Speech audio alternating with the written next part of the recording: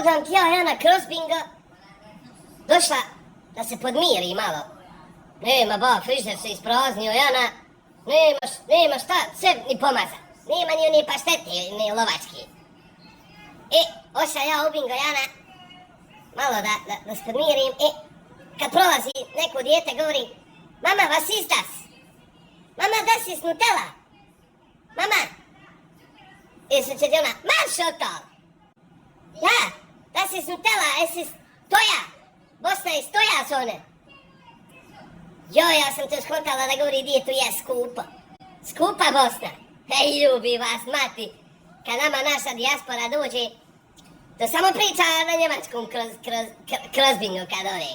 Ja gledam ja na umre kuna, ona Džemila radi ona u bingu. Ja gledam žena bolan naučila gotov njemački.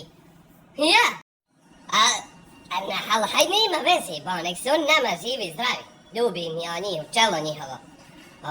Šta bi mi bez njih? A ja. Oni Jana mogu otići tam gdje, u Tursku, u Egipat.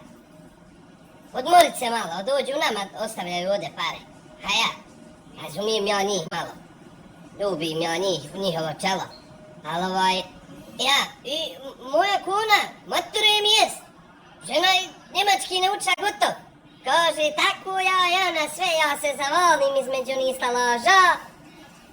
Kad izlažem robu i slušam njih što pričaju. I tako povežem, kaže, šta pričaju ono. Evo me sad Jana špreham ko švabo. Dobro si Jana rekao. Kaže, druga djeca, kaže, idu tu na kurseve, uči se to.